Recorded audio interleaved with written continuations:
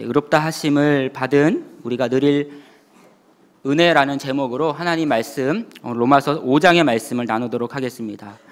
살면서 우리가 신앙생활하면서 이런 말을 들어본 적이 있습니까? 예수 믿으면 밥이 나오냐? 떡이 나오냐? 또는 당신이 잘 살면, 당신이 부자가 되면 그때 나도 교회 나갈게.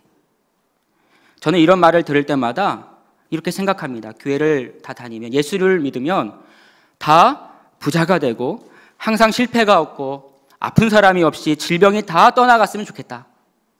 그러한 생각을 하곤 합니다. 제가 중고 청년 때 저의 삶의 신앙은 이러한 문제들과의 씨름의 연속이었던 것 같습니다. 그 당시 교회에서 간증을 많이 하였는데, 간증을 할 때 보면 이 대부분의 간증이 하나님께서 은혜를 주셔서 질병이 떠나간 이야기들, 하나님께서 도우셔서 사업이 크게 번창했던 그러한 간증들을 많이 들었습니다. 그런 걸 들을 때마다 처음에 저도 하나님 말씀대로 열심히 신앙생활해서 그러한 복을 나도 누려야지, 이러한 결단을 하곤 했는데, 근데 매번 실패하는 저의 삶과 부유하지 못한 그러한 가정의 환경들이 계속해서 길어지면서 저의 마음 가운데는 항상 괴로움이 자리 잡고 있었습니다. 나는 왜 하나님이 도우시지 않는가? 나는 왜 하나님께서 은혜 주시지 않는가? 하나님은 나의 하나님이 아닌 저분들의 하나님. 그러한 마음이 제 마음 가운데 깊게 느껴지기도 했으며, 나는 하나님 앞에서 항상 부족하고 죄악된 삶 가운데 있기 때문에 저러한 복을 누리지 못하는구나 라는 자책과 죄책감으로 살았던 것 같습니다. 오늘 이 시간 저와 비슷한 생각을 했던 또는 하고 계신 분이 혹시 계십니까? 예전에 저처럼 자책감과 죄책감을 가질 필요가 전혀 없습니다. 사실 하나님의 말씀인 성경은 그리스도인들이 앞으로 누리고, 그리고 이 땅에서 지금 누리며 살아가야 될 진짜 복이 무엇인지를 끊임없이 하나님의 말씀은, 또 오늘 본문의 말씀은 그걸 이야기하고 있다는 것입니다. 오늘 우리가 읽은 로마서 말씀 5장의 말씀도 마찬가지입니다. 이신칭의, 우리 청년부는 지난번에 배웠죠. 어떠한 뜻입니까? 믿음으로 말미암아 의롭다 칭함을 받은, 의롭다 여김을 받았다라는 말이죠. 즉 믿음으로 의롭다 여김을 받은 그리스도인들과 성도들이 누리는 은혜가 무엇인지를 오늘 본문은 분명하게 말하고 있다는 것입니다. 오늘 2019년 마지막 주일인데요, 소망9개는 오늘 이 귀한 시간, 내가 현재 삶 속에서 붙들고 살아가는 복이 무엇인지를 다시 한번 점검해보고 이신칭의의 성도들이 누리는 혜택이 어떠한 것인지를 깨닫는 귀하고 은혜로운 시간 되기를 주의 이름으로 간절히 축원합니다. 그래서 이 땅에서 부유함과 성공에 매몰되어 허우적대며 살아가는 그러한 불쌍한 인생이 아니라 하나님께서 주시는 참된 복을 누리며 살아가는 은혜의 성도들 다 되길 간절히 소망합니다. 그렇다면 의롭다 하심을 얻은 우리가 누릴 은혜가 무엇인가? 첫 번째는 하나님과 화평을 누리게 됩니다. 하나님과 화평을 누리게 된다는 거예요. 하나님과 화평을 누리는 것이 눈에 보이지도 않는데 그게 무슨 복입니까? 라고 질문을 물을 수도 있을 것입니다. 그렇다면 하나님과 화평을 누리게 된다는 것이 무엇인지 한번 좀 살펴보도록 하겠습니다. 여기서 화평이라는 것은요, 전쟁이 끝난 이후의 평화로운 상태, 또 히브리어는 샬롬의 그 상태, 안정되고 평온한 상태를 이렇게 이야기합니다. 한번 좀 생각해 볼까요? 여러분, 가정이 화평합니까? 부부 간의 화평, 또 부모와 자녀 간의 화평이 없다면 그 가정은 지옥과 다를 바 없다라는 것입니다.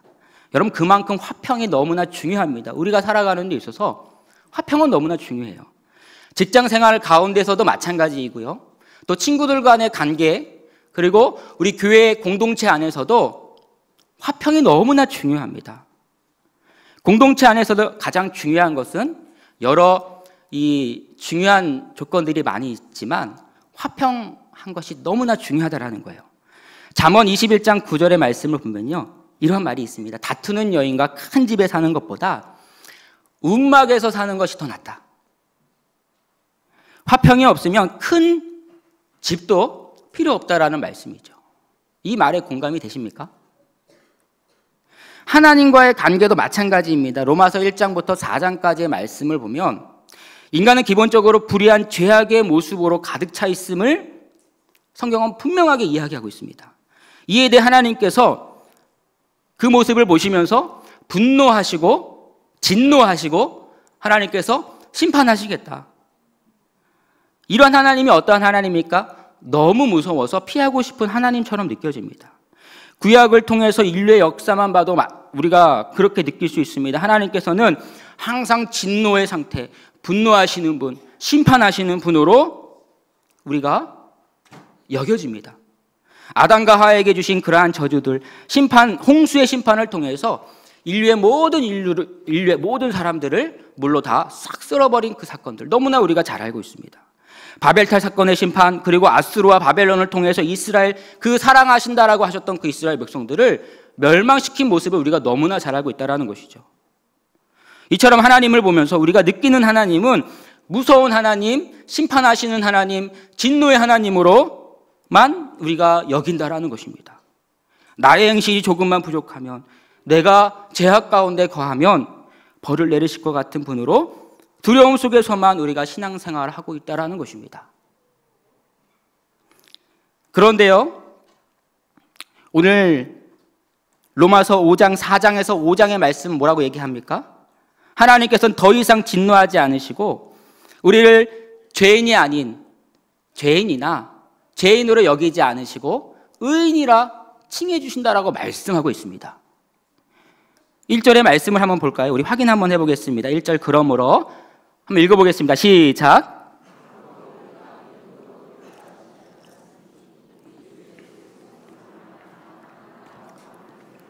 아멘.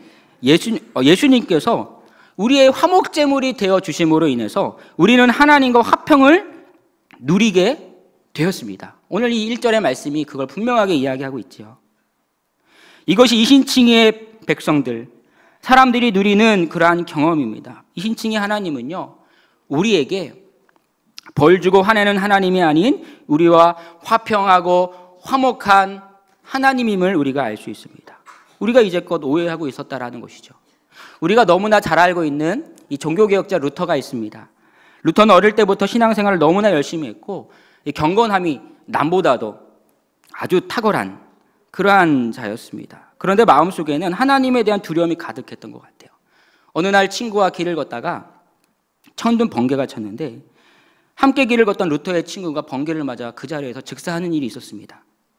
루터는 그 자리에서 하나님께 빌고 너무나 두려워서 하나님께 살려달라고, 살려주시면 수도사가 되어서 내 인생은 하나님께 평생을 바치겠다, 이렇게 서원하였습니다.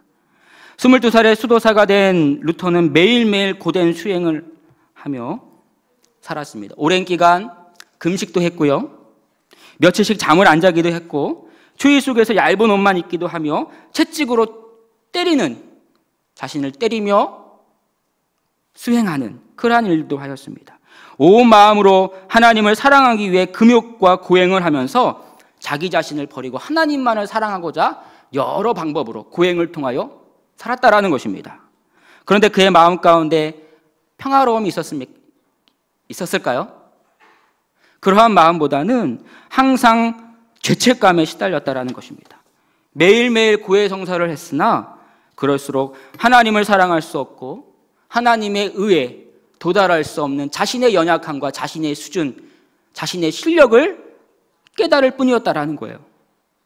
이러한 루터를 보고 안타까워하던 수도원장이 루터에게 신학 공부를 권면하게 되었고, 고행과 금욕에서 성경으로 관심을 돌린 이후에 그는 성경신학 교수가 되었고, 로마서의 말씀과 씨름하면서 인간은 자신의 고행이나 노력이나 공로가 아니라 믿음으로 의롭게 된다라는 사실을 그때서야 비로소 루터가 깨닫게 되었습니다. 이신칭의 복음을 깨달은 루터는 이때부터 하나님과 화평을 누리는 경험과 복을 누리게 되었다라는 것입니다. 매일매일 나의 죄악에 화를 내시는 하나님, 혼내실 것 같은 하나님이 아니라 예수 그리스도를 통해서 내가 연약하고 부족하고 죄악되나 나의 죄를 덮으시고 의롭지 않은 저를 의롭다 여겨주시는 하나님 아버지의 은혜를 루터가 비로소 깨닫게 되었다라는 것입니다. 오늘날 우리에게도 하나님은 혼내시는 하나님만이 아닙니다. 믿음을 가진 우리에게 하나님은요, 더 이상 무서운 하나님으로 느껴지지 않아야 합니다. 이러한 생각을 좀 해봤습니다. 오늘 본문 또한 오늘 설교를 준비하면서 이러한 생각이 들었어요. 우리가 하나님을 아버지라고 이렇게 말하는데요, 성도 여러분, 혹시 하나님을 진짜 아버지로 여기며 살아가고 있습니까? 이러한 특권을, 하나님께서 나의 아버지이신데 여러분 이러한 특권을 누리며 살아가고 있습니까? 저는 두 아들의 아버지입니다. 어린 남자아이들 집답게요, 저희 집은 장난감으로 가득해요. 그래서 제가 얼마 전에 이 아이들에게 사준 이 장난감이 몇 개인가를 좀 세봤어요. 했더니 이 팽이 아시죠? 그 팽이가 30여 개가 넘고 변신 로봇이 20여 개가 넘더라고요. 이름 없는 다수의 장난감은요, 말도 못해요. 더 이상 안 사주겠다, 매일매일 다짐합니다. 근데 왜 이렇게 시즌별로 다양한 장난감들이 출시되는지 사달라고 조르면 마음이 약해서 사주게 되는 것 같습니다. 요즘 정말 특이한 것은, 약국에 일하시는 분들 용서하시고 들으셨으면 좋겠는데, 약국에 어린이 장난감을 파는데 꼭 이렇게 아이들의 키에 맞게 장난감을 약국에서 팔아요. 병원에 갔다가 약국에 들르면 꼭 이 아이들이 장난감을 사달라고 조릅니다. 왜 약국에서, 저도 모르겠어요. 왜 내가 장난감을 사야 되는가? 왜 약국에서 장난감을 팔아야 되는가 질문을 하지만, 아픈 그들의 얼굴을 보면 약값보다도 비싼 장난감을 꼭 하나씩 사들고 나옵니다. 여러분, 마음이 약한 저도 문제이겠지만 끊임없이 사달라고 하는 저 두 녀석 참 뻔뻔하지 않습니까?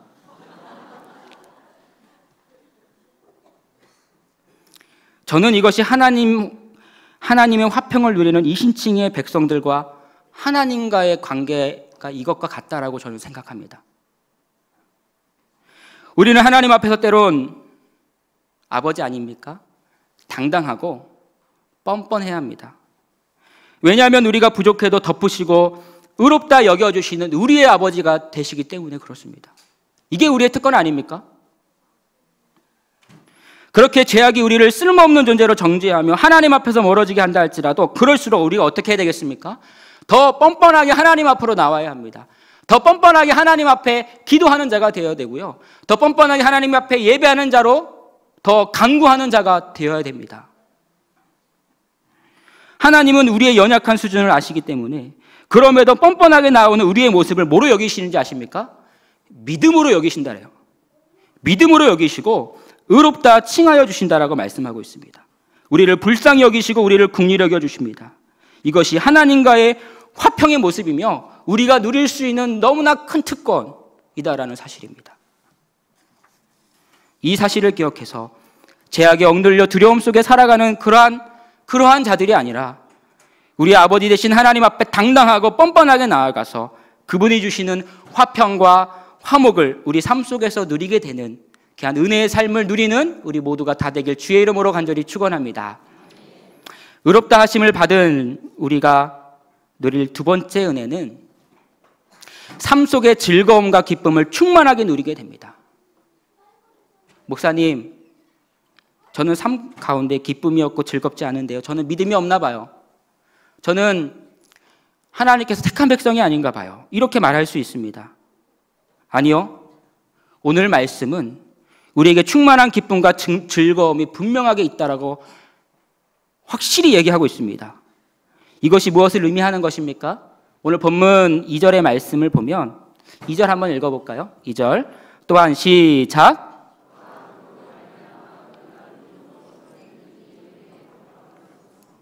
하나님의 영광을 바라고. 아멘.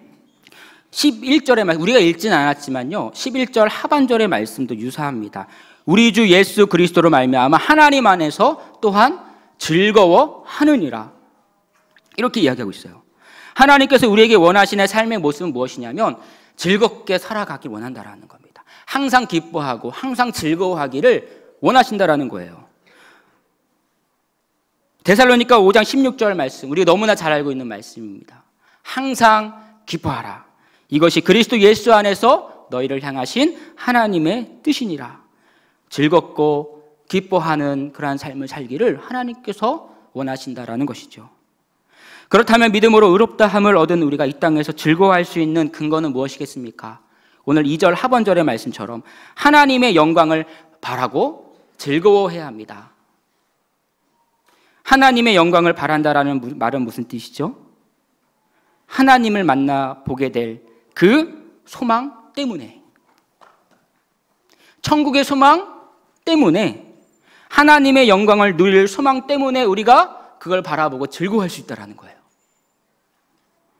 그런데 사실 그렇죠. 우리의 삶이 항상 기뻐하며 즐거워하기에 녹록지 않은 것 같습니다. 고된 인생의 연속입니다. 오늘 이 편지를 쓰고 있는 바울도 마찬가지고 이 편지를 1차적으로 받았던 로마 교회 성도들도 마찬가지입니다. 바울은 가는 곳마다 죽을 고비를 넘겨가며 고난과 환난 속에서 복음을 전했습니다. 로마 교회 성도들은 어떻습니까? 조금씩 교회에 대한 박해를 경험하고 있었고 이들은 결국 나중에 어떤 환난을 겪습니까? 초대교회 역사나 우리가 작년에 봤던 이 바울이라는 영화를 우리가 떠올려 볼 때 그들은 어떠한 고난과 환난을 박해를 받았죠. 땔감처럼 화형을 당하거나 믿음을 지키려다가 사자의 밥이 되는 환난과 고통을 겪은 성도들이 이 오늘 본문의 말씀을 1차적으로 받은 성도들이었습니다. 이 성도들이 어떻게 즐겁고 기쁨 가운데 살아갈 수 있겠습니까? 하나님의 요구는 너무나 너무하신 거 아닙니까? 라고 우리가 되물을 수 있는 그러한 말씀입니다. 그런데 오늘 본문의 말씀은 의롭다 칭함을 받은 자들이 누리는 기쁨은 심지어 이러한 죽음의 환난 속에서도 누릴 수 있다. 이것이 우리의 특권이다라고 말씀하고 있어요. 3절 말씀이죠. 우리 한번 더 읽어볼까요? 3절. 다만 이뿐 아니라 시작.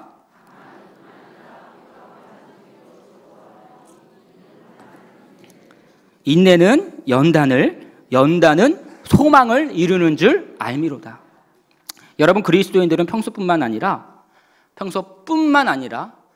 환난 중에서도 즐거워할 수 있는 능력이 우리 가운데, 우리가 컴퓨터는 아니지만 우리 가운데 이러한 것들이 탑재되어 있다는 사실을 믿으시기를 소망합니다.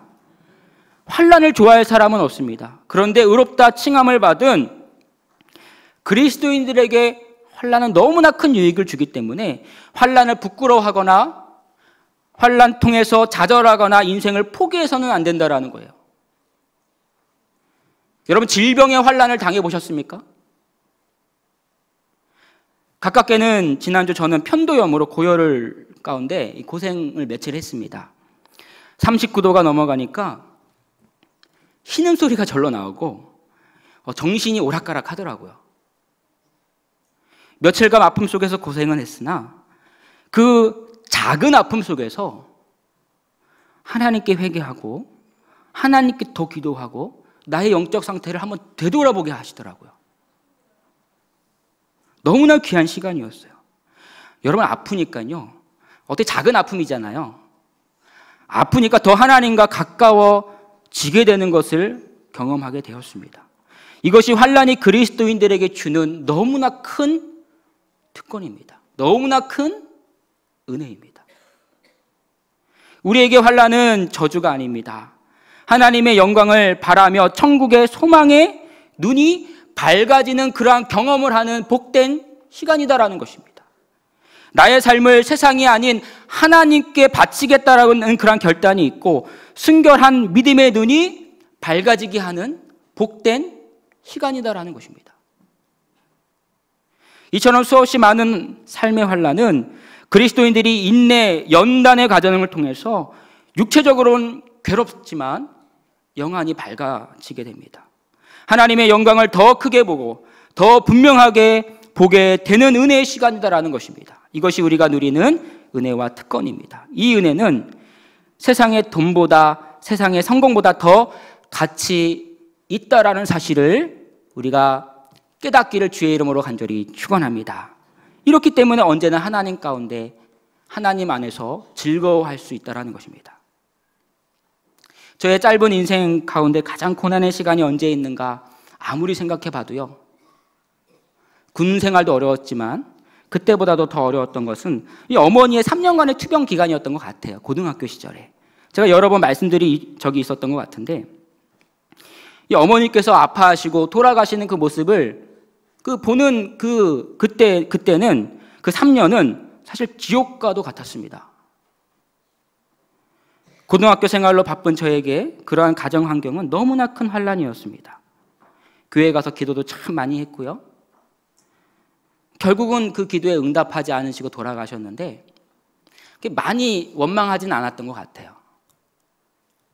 그러던 어느 날 제가 저희 둘째 누나에게 이러한 고백을 한 적이 있습니다. 저도 모르게 그렇게 고백을 한 적이 있는데, 뭐라고 했냐면, 엄마가 아팠던 3년의 기간이 엄마가 나에게 준 마지막 선물인 것 같아. 제가 이렇게 얘기를 했어요. 그랬더니 작은 누나가 이 말을 듣고 아무 말 없이 저를 미친놈처럼 쳐다보더라고요. 제가 뭔 말을 하는 저런 말을. 그 당시 제가 고난과 환난 속에서 세상이 줄 수 없는 그리스도인들만이 누리는 즐거움과 기쁨과 유익을 조금이나마 깨달아 한 고백으로 생각이 됩니다. 그 고통을 인내하며 제가 연단이 되고 또 하나님을 바라보게 되었으며 또 하나님을 의지하게 되었다면, 여러분, 그러한 인생이 불행한 인생이라고 할 수 있습니까? 불행한 인생이 아니라 어떠한 인생보다도 더 복된 인생임을 믿으시기를 주의 이름으로 간절히 축원합니다. 고통 중에 임하신 하나님의 은혜는 우리가 누릴 수 있는 어마어마한 특권입니다. 혹시 질병으로 고통받고 있습니까? 가난으로 고통받고 있습니까? 아니면 가정에 어려움이 있습니까? 대입 취업의 실패로 힘든 상황 가운데 거하고 있습니까? 우리의 아버지 되시는 하나님께로 나아가기를 주의 이름으로 간절히 축원합니다. 제약 가운데 넘어지지 마시고, 환난 가운데, 고통 가운데 쓰러지지 마시고, 하나님께 또 나아가고 또 나아가고 또 나아가는 우리 모두가 다 되기를 주의 이름으로 간절히 축원합니다. 그리스도로 말미암아 하나님과 화평하고 화목한 우리의 특권을 기억하여 뻔뻔하게 하나님을 더욱더 의지하며 강구하는 우리가 되기를 주의 이름으로 간절히 축원합니다. 그뿐만 아니라 항상 기뻐하고 즐거워합시다. 의롭다 여김을 받은 그리스도인의 특징은 환난 속에 누리는 즐거움과 기쁨이 우리 가운데 있다라는 것입니다. 환난은 인내를, 인내는 연단을, 연단은 소망을 이룹니다. 이러한 특권을, 이러한 은혜들을 기억하면서 2020년은 더욱더 이신칭의의 백성답게, 그리스도인답게 기쁨과 즐거움을 누리며 살아가는 우리 모두가 다 되기를 다시 한번 주의 이름으로 간절히 축원합니다. 기도하겠습니다.